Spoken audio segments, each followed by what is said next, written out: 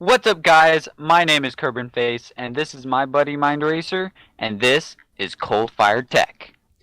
Coldfire Tech is a weekly podcast talking about the latest and greatest tech on the market. We range from the most elite computer parts to the greatest in in-home gaming. Today, we have a brand new generation of processors, a new line of graphics cards, and a brand new webcam, and we'll be touching on a little of console gaming, with a bonus special game coming to the market. Welcome to the first installment of Coldfire Tech. Let's begin. Alright, so the first thing that we're going to be talking about today is the all-new 9th generation of Intel Core processors. Intel is planning on launching their 9th generation unlocked processors, which will allow for overclocking. That includes the flagship Core i9-9900K 8-core 16-thread chip on the 1st of October.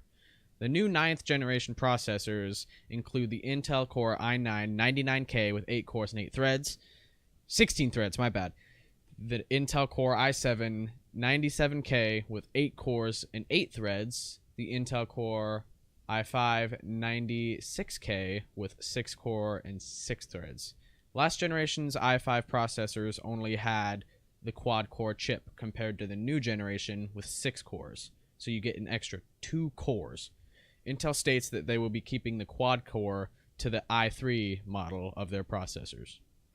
To get a little bit more in depth, the Intel Core i9-9900K has 8 cores and 16 thread, and this will be the first mainstream desktop Core i9 to boast in 8 core and 16 threads. This chip will also feature 16 megabytes of L3 and will come with an Intel UHD 620 graphics chip. So right out of the box, we have a base clock of 3.6 gigahertz and a boost clock of 5 gigahertz in a single and dual core operations. A 4-core boost is rated at about 4.8 gigahertz, while a 6 to 8 core boost are rated at a 4.7 gigahertz. This is the highest frequency we've seen on a 8 core part across all cores. All this is also done under a 95 watt package, so you can expect some hefty cooling for this chip. Coming to the top of the Core i7 part, we get 8 cores and 8 threads. This is completely opposite of what we have been hearing, as previous rumors identified the chip as a 6-core and 12-thread part. The chip will have a 12 megabyte L3 cache, and as you can tell, it has a lower thread count than last generation's Core i7-8700K, but it does come with a higher core count. So maybe if overclocked correctly, you can get better performance from this chip. When it comes to clock speeds, this chip will have a base clock of 3.6 gigahertz, and it is able to boost up to a whopping 4.9 gigahertz in single, 4.8 gigahertz in dual core, 4.7 in 4 core, and 4.6 gigahertz in 6 to 8 core operations. The power is also the same as the i9 with a package of 95 watts. Next, we got the Intel Core i5-9600K with 6 core and 6 thread part with a 9 gigabyte of L3 cache. This makes it very similar to the Core i5-8600K, but with a few different features, which include higher clock speeds of 3.7 gigahertz base, 4.6 gigahertz boost for 1 core, 4.5 gigahertz boost for 2 core, 4.4 gigahertz boost for 4 core, and a 4.3 gigahertz boost for 6 core. All this is done at the same DTP of 95 watts. We can expect to see the i9-9900K to be priced around $450. That's US dollars. We can see the i7 at around $350, the i5 at around $250, and the i3 at around $170. So it's pretty exciting to see all these new processors coming out. I mean, my computer, I think I have like the 7th generation i5. I mean, I still have the 4 core, and mine's only clocked. I have a boost clock of like 3.4, and these new processors, their base clocks are 3.4, and I mean they're almost reaching 5 gigahertz. I mean, I've never heard of that. You Yeah, know, and what processor do you have again? I forget. my processor is an AMD quad core A6 3620. Wow, Eh, that's old. that's that's real old. Yeah, but I mean, AMD and Intel, they both make great processors. And we might be covering AMD next episode. But yeah, I remember when the i generation came out for the processors, and it was crazy. Everybody was raving over them. It, and and yeah, now it's like so far behind, and it wasn't even that long ago either. yeah. It feels like just yesterday they came out, and in reality, it's been years. Wow. Yeah, time flies. It really does. And geez, and they're getting expensive too. I mean, I'd love to have myself an i9, but I mean, come on. $450 for a processor. That's a little outrageous, and I mean, like, I'm pretty sure I can make it with the i7. yeah, Just like for now. I mean, even the i5 with six cores and 6 threads. That's way better than the processor I have. I mean, I only have 4 cores and I think I have 4 threads. I mean, the more processors you have and the more threads you have, it makes it easier for recording stuff and streaming stuff. And it's crazy how far Intel has come. All right, so let's change the subject to graphics cards. There's a rumor going around that Nvidia may be changing their classic iconic GTX name to something new. A new rumor suggests that the company will be dropping the very iconic GTX name with its next generation graphics cards. The rumor is that they'll be changing the GTX branding with an all new RTX branding for the upcoming generation of graphics cards. It that's kind of like making me sad because I mean, when just a few years ago I was like, oh man, I really want a GTX 980, and I always dreamed of having a high-end GTX card. I mean, even now I don't even have a GTX card. I mean, I only have a GT 730, but now they're changing it to an all-new RTX. Adore TV claims that its source has said that the NVIDIA GeForce RTX 2080 will be 8% faster than the iconic GTX 1080 Ti and a whopping 50% faster than the standard GTX 1080. A brand new Titan GPU is also supposedly to be in the works to be 15% faster than the Titan V and 50% faster than the GTX 1080 Ti. These rumors cannot be confirmed nor denied, but we should know some concrete details when NVIDIA has its conference at the Gaming Celebration event later this August. So what was it? Right now, I don't even know the capabilities of the GeForce, anything NVIDIA, because I don't have You're on the anything red of team. that sort. Yeah, AMD is considered the red team, which I always thought it was kind of cool. I mean, red and green Star Wars stuff. Red, red and green. Red and I green. prefer red and blue. Red and blue is always great, but I think that I would like to prefer this. This would be great to have, you know. Yeah, I mean the 1080 Ti. I mean, for a pretty long time, the 1080 has been like one of the best graphics cards out there. I mean, I'm not super familiar with the Titan and the Titan V. Apparently they're better than the 1080 Ti. I mean, I should probably educate myself more on that subject. I feel it's like say like an iPhone, and then you have an iPhone Plus. It's like just these minor little changes that make Yeah. it better. but nothing like super spectacular. I mean, I was always wondering, like, what's the what's the next point for Nvidia? I mean, GTX 1080, that's pretty high. Are you gonna go to GTX 2000? Or I kind of like the whole RTX form.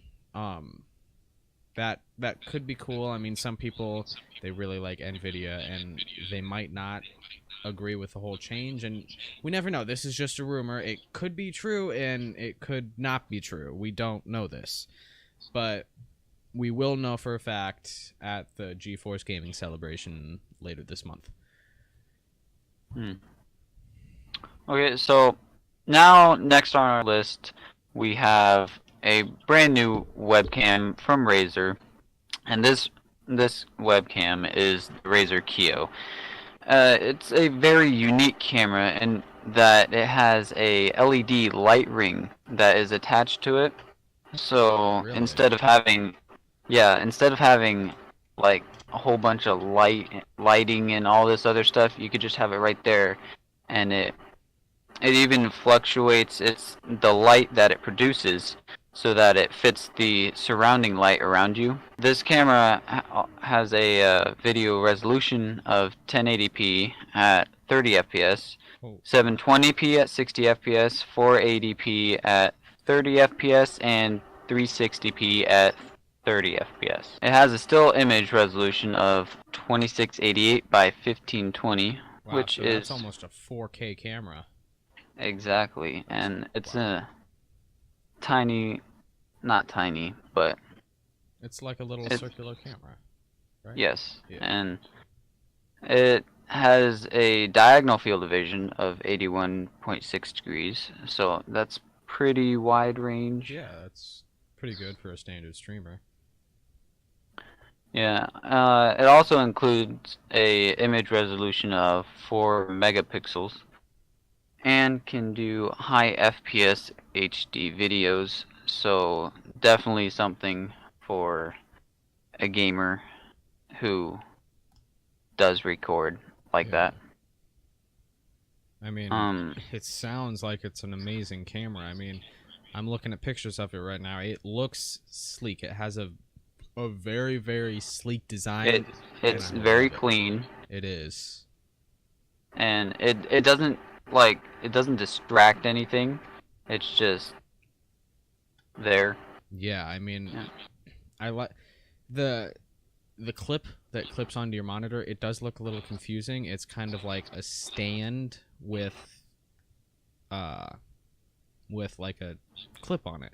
I mean, but I mean, you're not gonna see the back of your monitor. You're not gonna see how it's clipped on.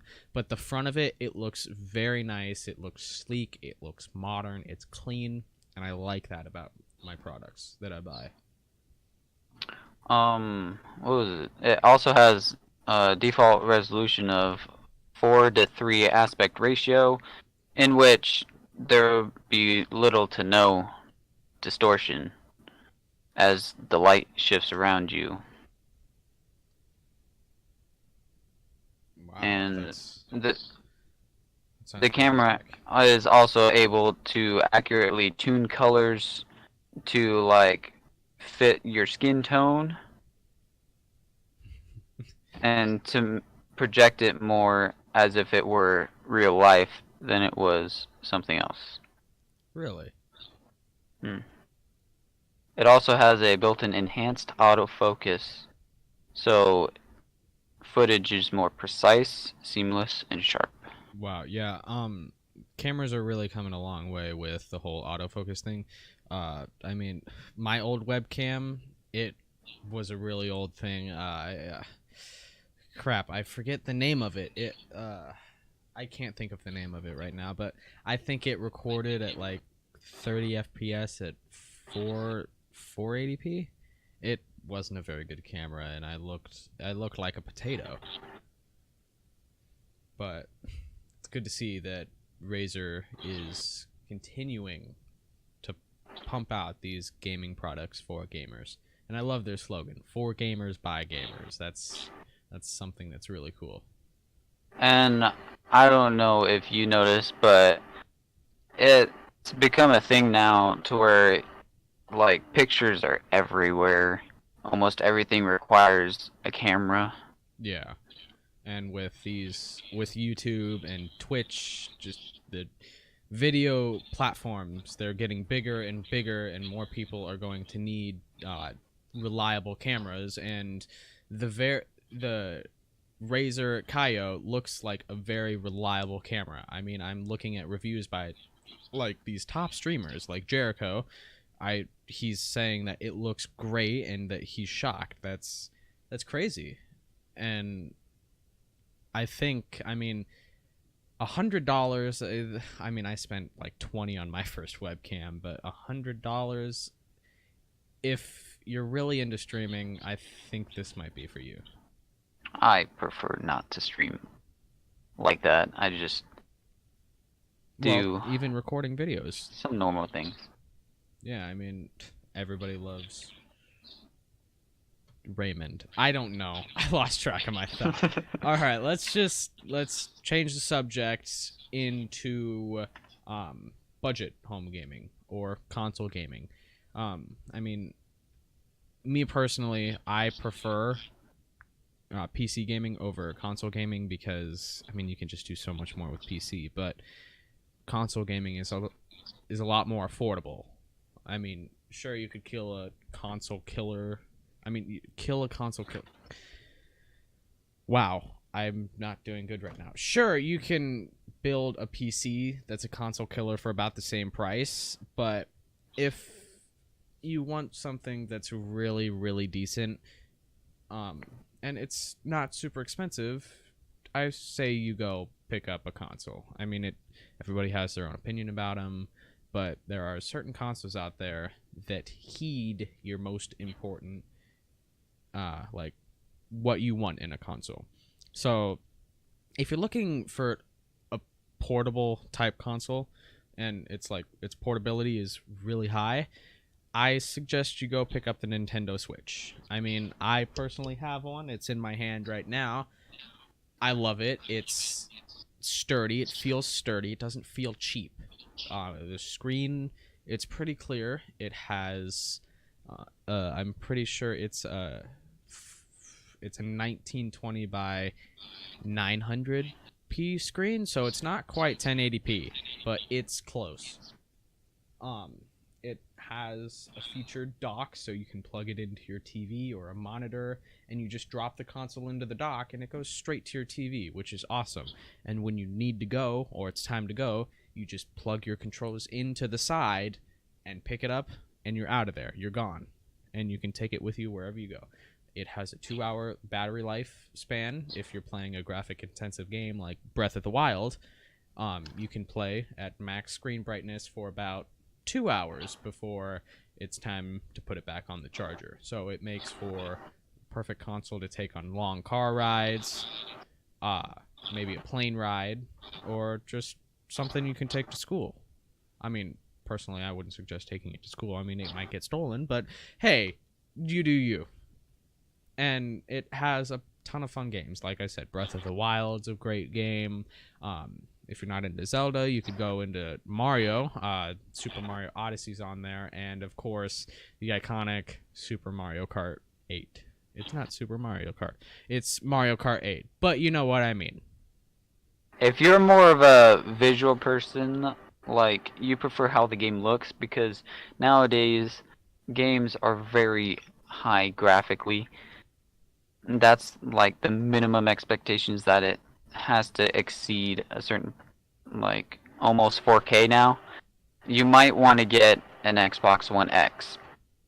The Xbox One X contains 6 trillion floating point operations at 326 gigabyte per second and 12 gigabyte GDDR5 video RAM, giving it the most graphical horsepower in rendering a native 4K HD graphics at 60 frames per second. Personally, I don't have the Xbox One X, but I am a huge Xbox fan. I do have the Xbox One, Do you have Xbox the One X is original a. or the S? I have the original Xbox 360, and an Xbox One. The Oh, original Xbox One. wow. I don't have the Xbox One S. Okay. It's a bit much money for me. Yeah. But personally, I've always been a fan, and games it's not even been 100 years since the first game came out, and how humans have been able to create games graphically is so surprising. Like, it feels so real Yeah, I mean, with. if you were to take this technology back, 20, yeah, 20 years, say, um, maybe even 30 years. Yeah, take it back 30 years. People, I mean, they wouldn't say it's People would magic, like but they'd the blow. lose their heads. I mean, games nowadays are so realistic. It's crazy. And if you're really into that realism and you want it to look good, then yes, I'd say go pick up an Xbox One X. Yeah, and there's tons of tons of games for the Xbox, and they are including, or no, they have included a backwards compatibility, and they're even furthering it to where it backward is able to play the original Xbox games for the Xbox One X, and they are enhancing all those games to fit the 4K HD graphics.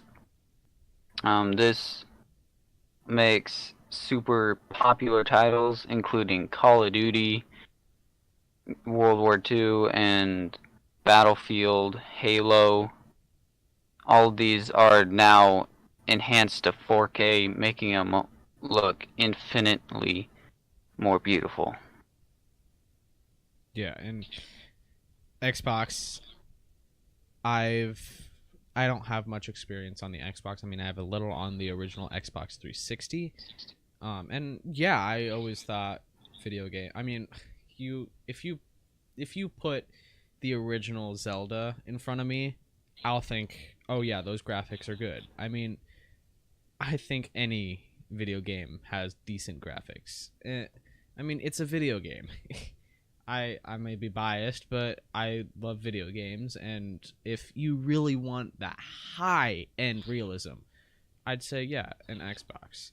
But if you're looking for a really really popular console, and don't get me wrong, the Xbox, it's popular, but if you're looking for the most popular console out there, then I suggest you go with the PlayStation 4 Pro.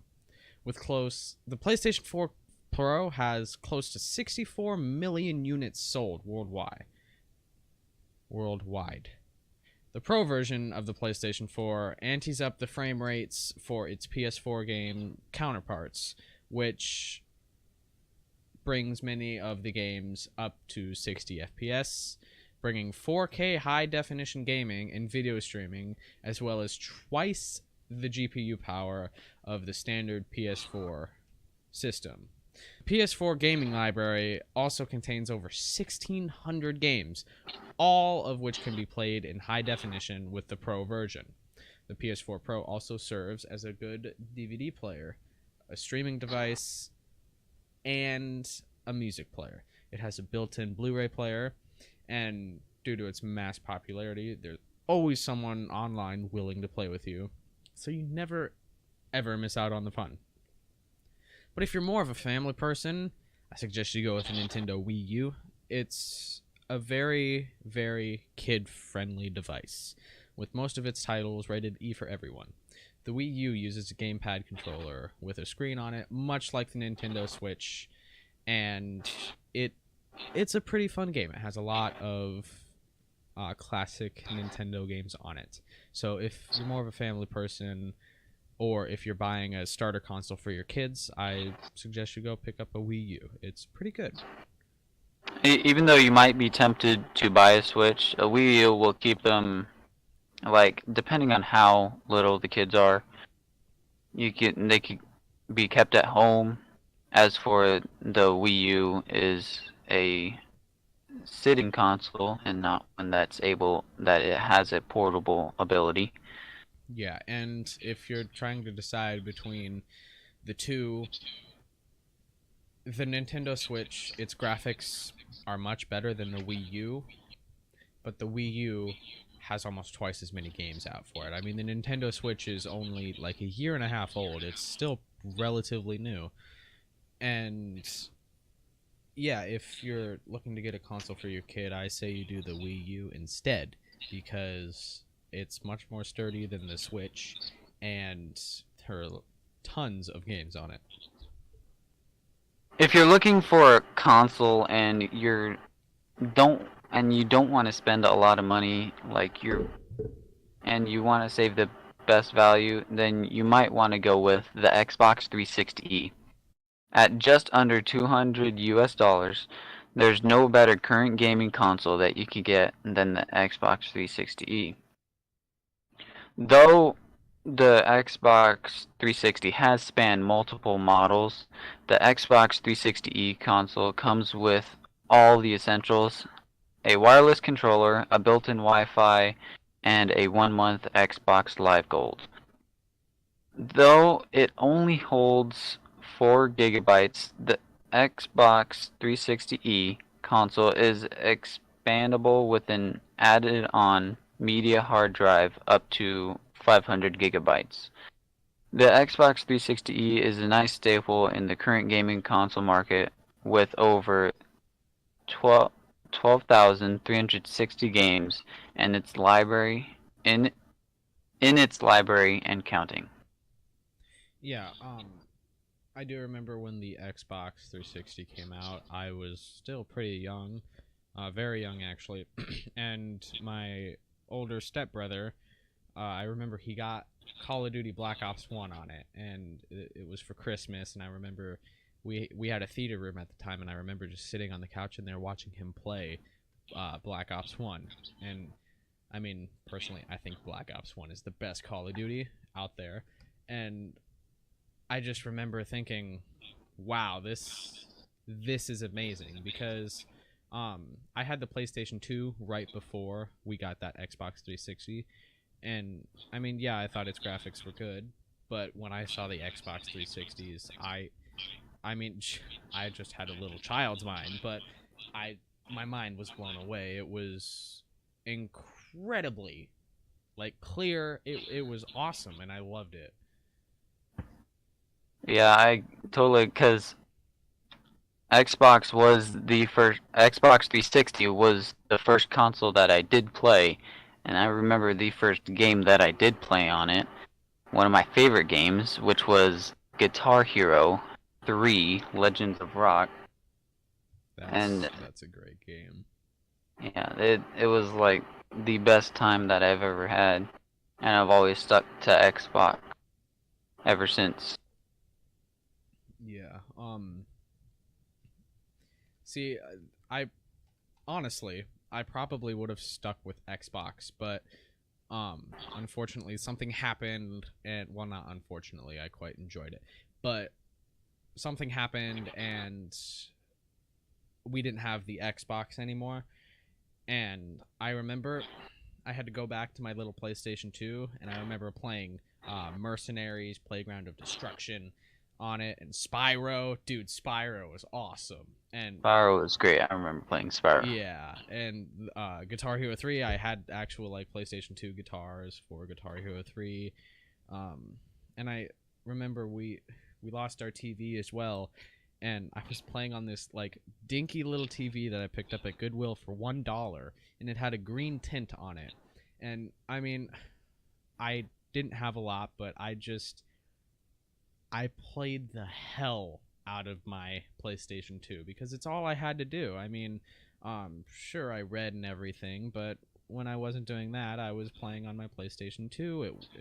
And I mean, I loved it. I wouldn't say if I could go back, I would, but if I could get another PlayStation 2, I probably would.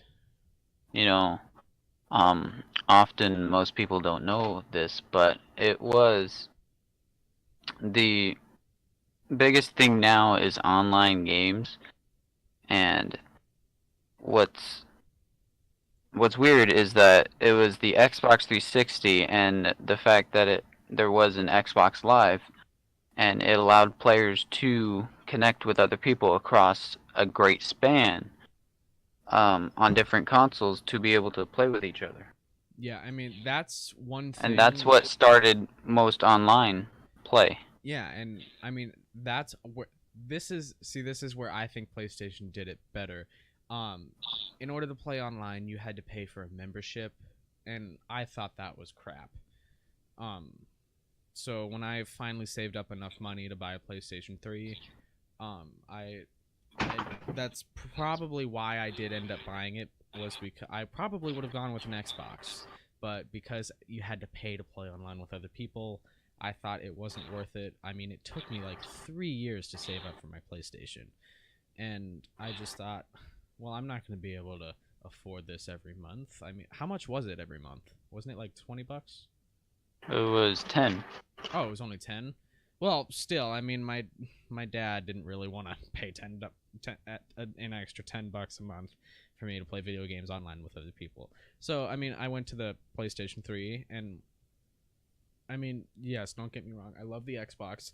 I love the Xbox controller. It's comfortable. It's a lot better than the PlayStation controller. I like where the joysticks are on it. It's a lot better. But yeah. But I'm saying but a lot. I don't know why. If you're looking for a really, really nostalgic feel, Nintendo just re-released the NES Classic, now known as the Super NES Classic. The Super NES Classic resurrects the glorious gaming era of the 1990s with 21 different games, including Star Fox 2, which was just a classic. I love Star Fox. With the original look and feel of the 16-bit home console, only smaller, the Super NES Classic acts as sort of a timepiece for when gaming was reaching its peaks. Some of the best two-player games of its era are included and ready to play.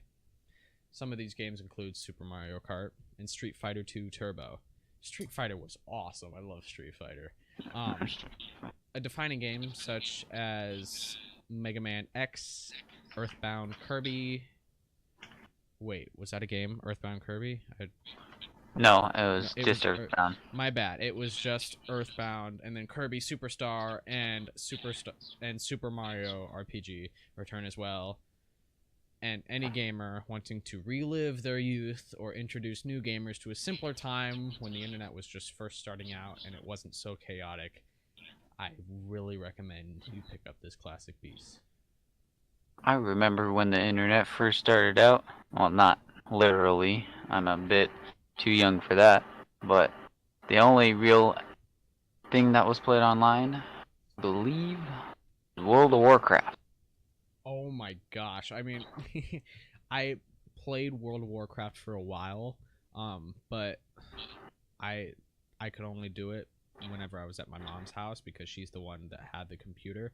And I mean, I think that, I mean, my dad has that computer now, and I mean, that computer's older than me. But I enjoyed playing computer games on there. I played online games like Monkey Quest. Please tell me you know what Monkey Quest is. Yes, I know Monkey Awesome. Quest. I used to Dude, play Monkey Quest too. Monkey Quest was the best. Yeah, I also played at the time. Back in the olden days. Yeah, I remember. Yeah, Windows XP. That's the operating system. That's the oldest one I remember having, and I played online games all the time. I never knew that you could actually download actual games onto your computer. I always thought, oh, online games, that's it.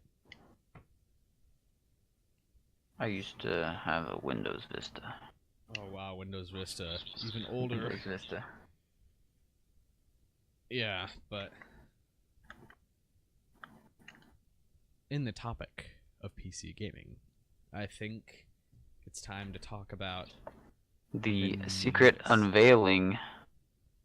I mean, it's not so much secret. It was announced at E3 this year, but as battle royales raged across the world. Like huge. This includes Fortnite, PUBG. Everyone knows the Minecraft rage Hunger Games, bro. back in them days. That was the original Battle Royale. Arma 3 Battle Royale. The rules are survival. What are some other not PUBG. What are some other Battle Royale games? There's lots. Yeah, there are tons. Fortnite is one of the biggest ones right now, alongside PUBG.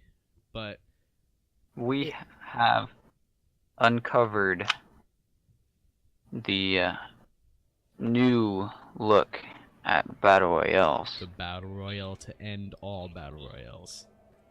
This game is called Mavericks Proving Grounds. This is an all-new Battle Royale game that's coming out sometime this year to early next year. Early in the year next year. We don't have a defined date yet, but open beta does start this October, and you can guarantee that me and Kurban are going to be on that open beta list. Okay, continue.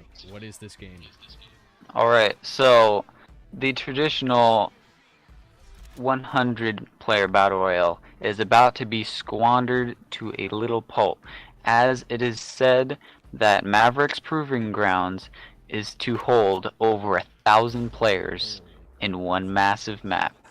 Yeah, I was looking, I was just scrolling through my feed on YouTube, and I saw this, and my jaw literally dropped.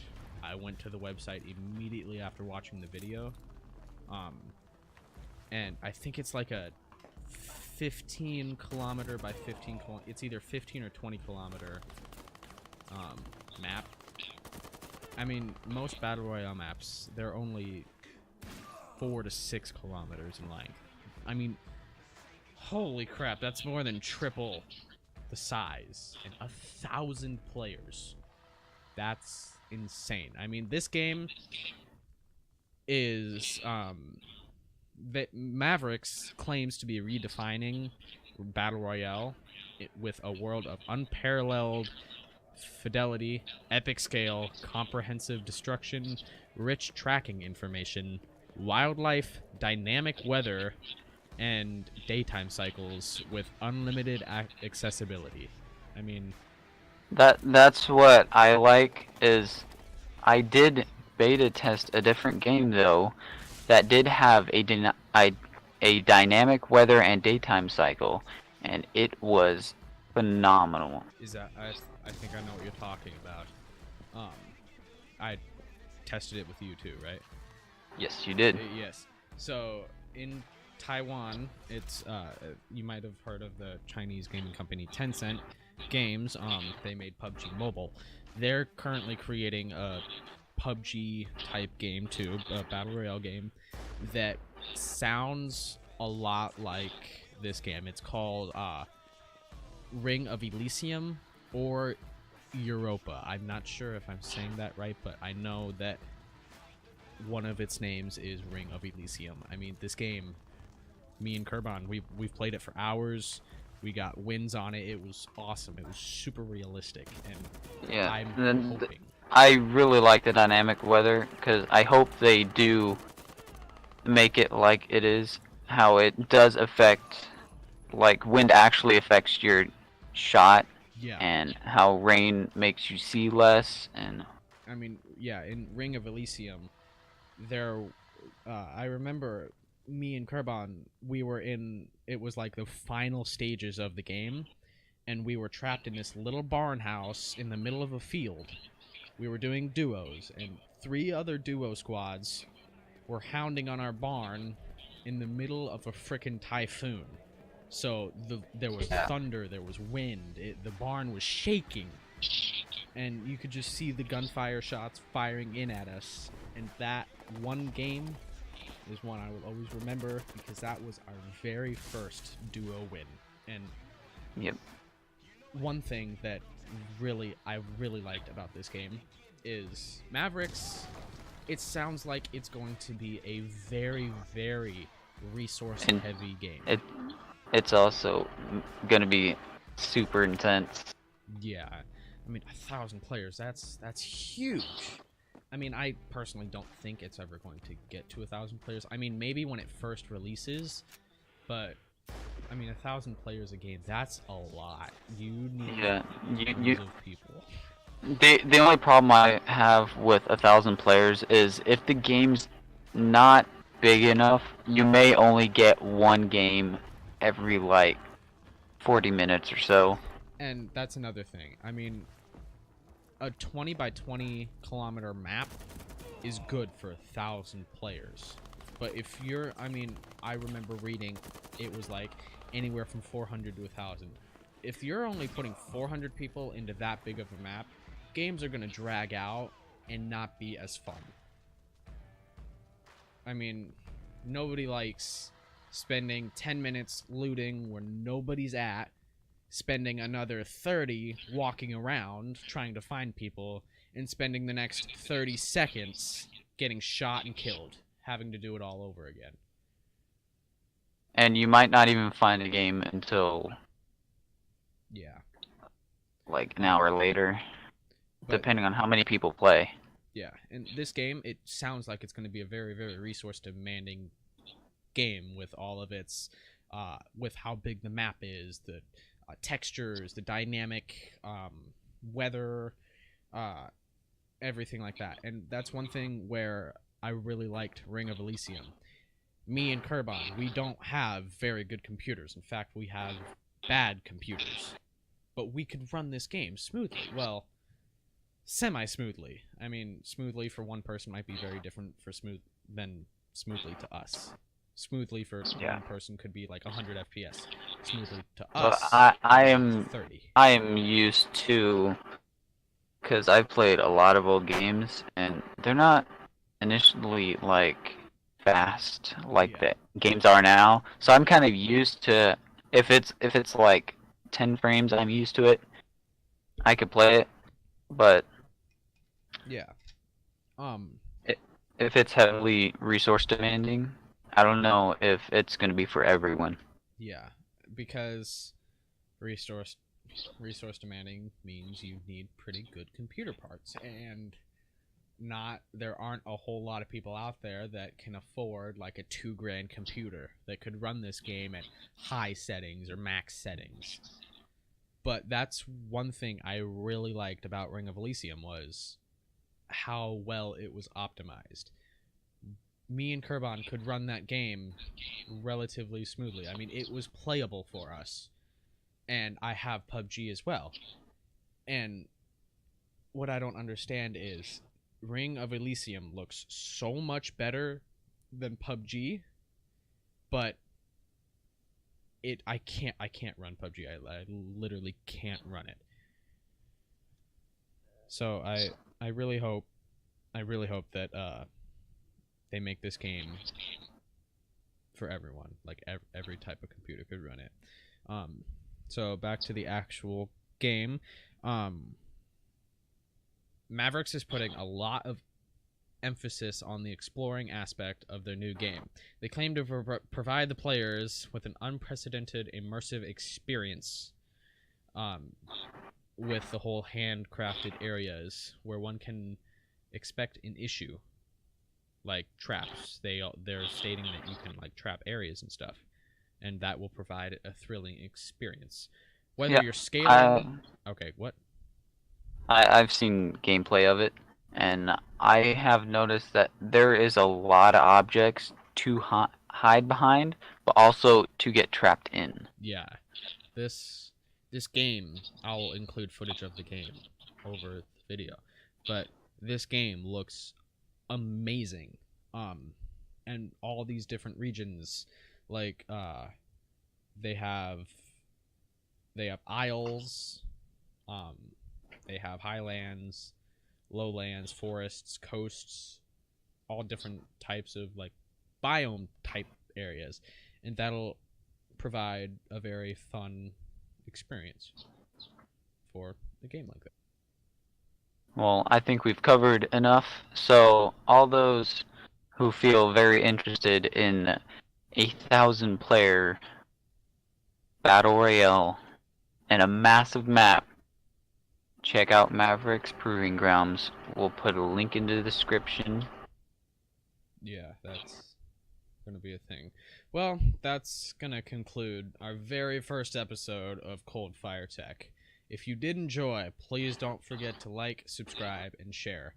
I know we're just starting out, but we'd like to become a very big channel talking about all sorts of tech and games and stuff like that. New episodes will come out every Monday at 1 p.m. Western Standard Time. And that's about it. We will see you guys in the next episode.